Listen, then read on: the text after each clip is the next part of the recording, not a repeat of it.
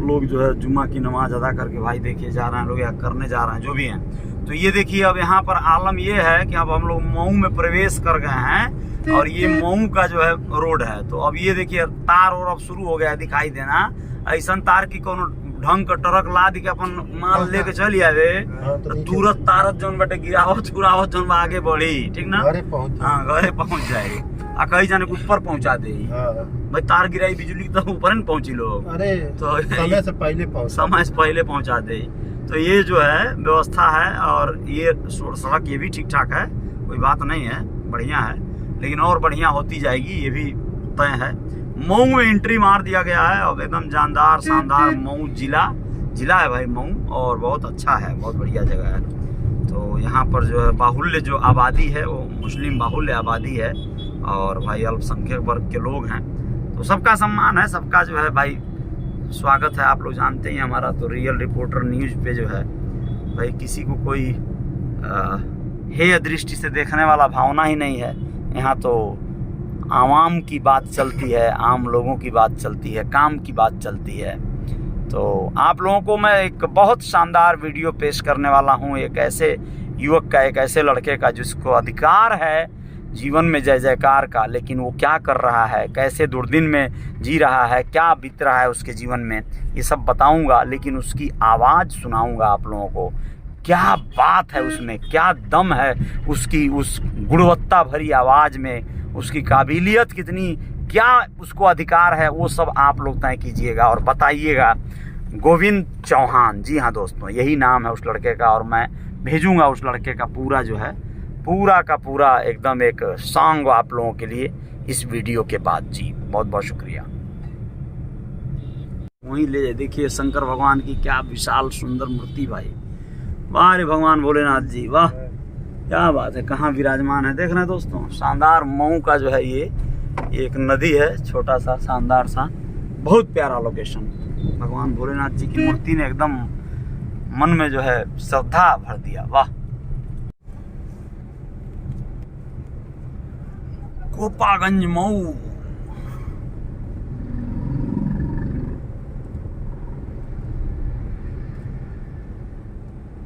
हमके मऊ चाही मऊ चाही मऊ चाही, ये गाना रहा है कि हाउ चाही रहे, हाउ चाही घरेलू चिमनी, आधुनिक चिमनी जी।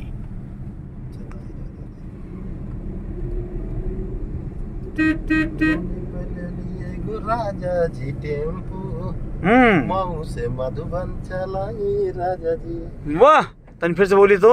हाँ, लोने पलेली रे राजा जी टेम्पू मऊ से मधुबन चलाई राजा जी। हाय हाय हाय हाय, क्या बात है। यही अभिषेक यादव है, कोई गायक है, बहुत अच्छा गाना चला था। मऊ से मधुबन चलाई राजा जी, हाँ जी जी, खूब धन कमाई राजा जी, धन कमाई राजा जी, और और धन के और धन बटे चलाई राजा जी। ला ला ला ला ला।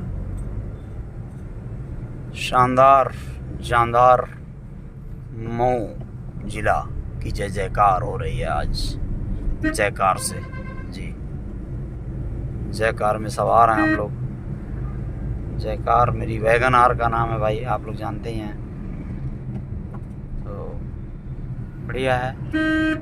आप लोगों के साथ जो है बहुत अच्छी अनुभूति और यादों को जो है जिया गया है। इस पुल को पार कर लेंगे फिर हम लोगों का गंतव्य जहाँ पहुँचना है वो आ जाएगा। जिन आदरणीय भाई साहब से मिलना है उनसे मुलाकातें होंगी, चर्चाएं होंगी, कुछ प्लान होंगे, कुछ सुना जाएगा उनको, कुछ सीखा जाएगा उनसे, हाँ कुछ समझा जाएगा। फिर उसके बाद चाय पानी और अन्य चीज़ों की, कौन सा पुल होगा, पुल का नाम बताना जरूरी था। चलिए कोई बात नहीं, आप लोग खुद समझदार हैं, जान जाइएगा। और जो लोग मऊ जिले के रहने वाले होंगे वो लोग कमेंट बॉक्स में इस पुल का नाम लिख भेजिएगा हम लोगों को। पुल से हो जाए भूल, इसका सिधारी क्या ऐसा कुछ, सिधारी, अच्छा ऐसा कुछ नाम है इस पुल का।